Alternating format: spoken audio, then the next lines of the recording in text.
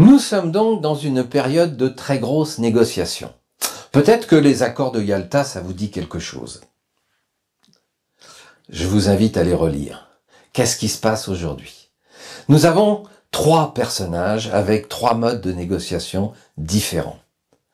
Xi, joueur de Go, Poutine, joueur d'échecs, Trump, joueur de poker. Donc, le joueur de poker, il arrive dans le saloon, il tire 3 coups de pistolet en l'air et il dit maintenant, vous allez m'écouter, vous allez faire ce que je vous dis.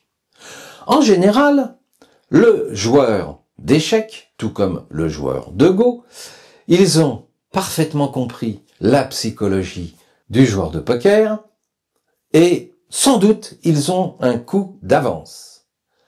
Oui, mais dans l'ensemble, certains pays n'ont pas des dirigeants qui sont des joueurs d'échecs ou des joueurs de Go. Ce sont même, on va dire, des petites marionnettes qui n'ont pas grand-chose en termes de négociation dans la tête. Ils savent pas faire.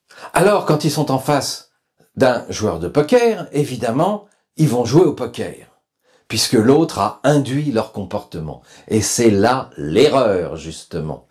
Quand on est en négociation, on ne rentre pas sur le terrain de l'autre. On essaye de l'amener sur son propre terrain. Et c'est ce qui se passe aujourd'hui.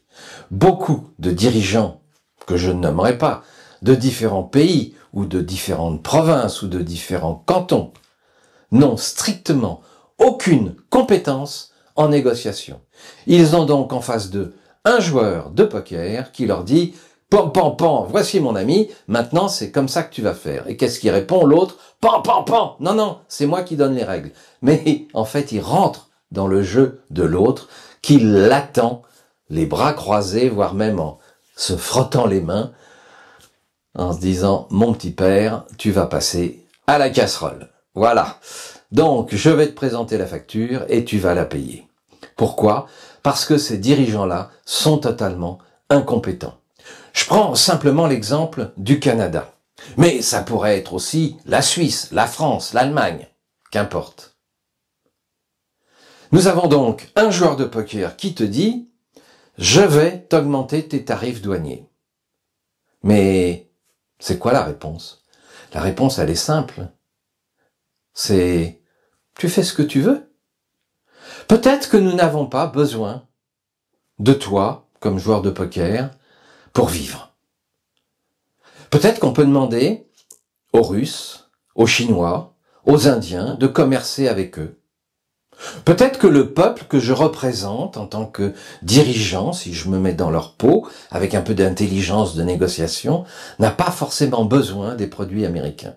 Peut-être que le peuple que je représente n'a pas envie de se soumettre à un diktat financier. Peut-être. Voilà.